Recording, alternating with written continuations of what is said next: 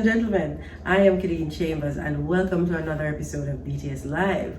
We are now in the gems for loss and grief, and this month we are talking about the grief that's associated with missed milestones. And I still have the two wonderful young ladies who are most special to me, Kallysa Young and Kayla Cook. Kallysa is my daughter and Kayla is one of her best friends. And yes, these two young women are very dear to me, and I'm grateful that they have, allowed me to pry into the workings of their minds as we discuss and explore the impact that the pandemic had on their final year of high school. So, we're ready for the gems? Yes. All right. So, my question to you both, and let's start with Kayla. How did you cope with the missed milestones associated with, leaving high school? And just to center it for any viewer who isn't American, and so you're not sure what milestone we're talking about, missed milestones. So recap really quickly for us and tell us some of the things that are associated with leaving high school. Both of you, go ahead. Graduation, the biggest milestone that any senior is looking forward to. We have prom, another big thing that everyone is looking forward to. And grad bash. And just seeing your friends, hanging out. Yeah. Being able to say goodbye to your teachers. Having that last day. Yeah, that yearbook signing, everything. Yeah. That's a lot. All right. So how did you then cope, Kayla, with not having all of that experience that you were looking forward to? We kind of just had to fake it till I made it. I didn't have a lot of time to cope because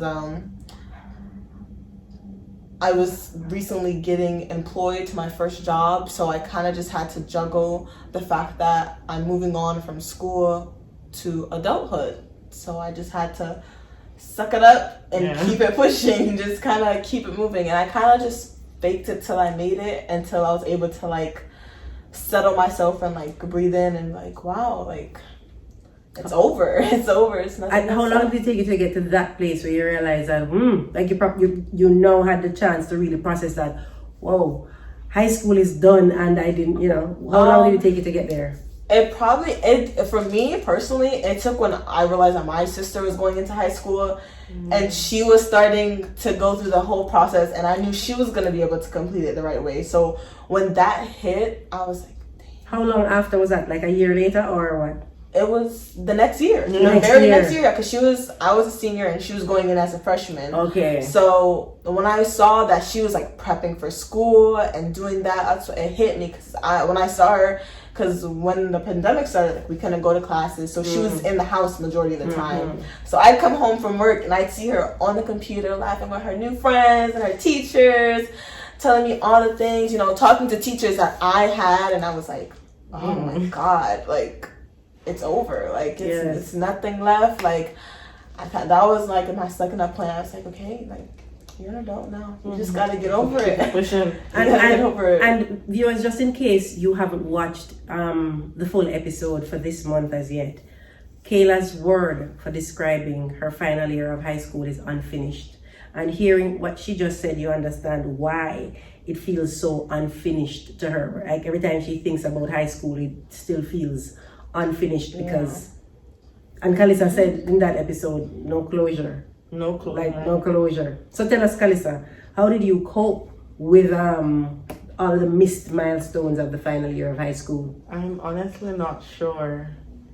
I stayed home for all of it, and I would just vent to my friends. I'm a talker, so all I did was complain and pout, and I had a mood for the entire time. That's how I coped. I was just annoyed with everything. Everybody.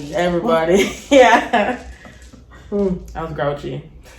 So that was your coping mechanism in terms of you just let your anguish be seen and felt and heard. Yeah, I'm mad, you're mad too. Look, now we're all annoyed. We're all mad together. All right. Is there anything that you would have done differently, either of you, in terms of coping? Yeah. Because now you're a little bit older as well. And I know you say you're still sad and angry about the whole thing. Is there anything you would have done differently? I should have cried. You should have cried. Yeah. You think you would have gotten some kind of relief? No, but like there's nothing else to do. That's I should have. Maybe I should have argued with people. Which people? Like people from my school. Fought harder on it. Yeah. I think that's what she meant. We should have fought a little harder because she was, and we were in like a position in our school where we could have used our voices to make a difference. We probably could have tried a little harder, but I feel like we were probably just so stuck on the fact that they weren't trying. So it's like, why should we try? Like, why are we gonna push something so hard when you guys aren't pushing for it? So and a lot of the kids had already given up, to be honest. Yeah, when they gave up before the fight started. They were like, oh man, that's terrible. Oh. And this is in relation to talking to your school leadership about doing as much as possible to give you some semblance of normalcy in any area. So for example, the graduation, like how some schools allowed social distanced graduation where they still got to yes, but you still got to walk across the stage, get your diploma, take the picture, and then after taking pictures with your friends. So you're saying for coping, you're thinking that you could have advocated for yourselves some more. It probably wouldn't have made a difference, but at least you would have known that we fought a little bit for it, because I felt we both felt like it was a losing battle. It was. They made up their minds, and that was that. They're like, no, this is nice. It was no fighting. They told us how it was gonna be, and we just said okay. And kept pushing. And I feel like at that point we were also so disappointed. It didn't matter. We're like, whatever, do whatever you'd like to do. It doesn't matter to us. And so what I'm hearing is that you probably needed some more support in terms of coping skills and strategies.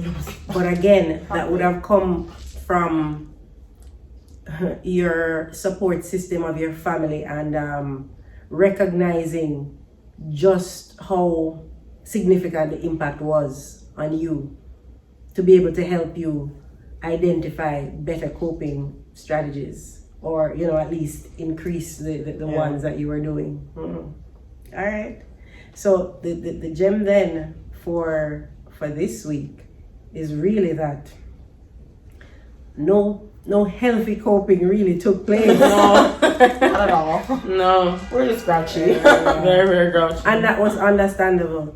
I'm going to leave it right here for BTS Live and this gem as we talk about the grief associated with missed milestones. And again, I'm reminding every parent or parent figure or adult, it doesn't even have to be your kid or kid that you are, young person that you are responsible for taking care of. But if you had any students in your life who were final year students from whatever school in 2020 who were affected by the pandemic in that kind of way, I really and truly implore you to actually have the conversation with them now. It's not too late. Let them feel seen and heard and just validated. That is what the two ladies, Kallysa and Kayla, have repeatedly shared with us. Ladies, thank you so much for still sitting here with me for the gems. Thank you for having us. I am Kadene Chambers, and thank you so much for tuning in. Catch you for next week's gem.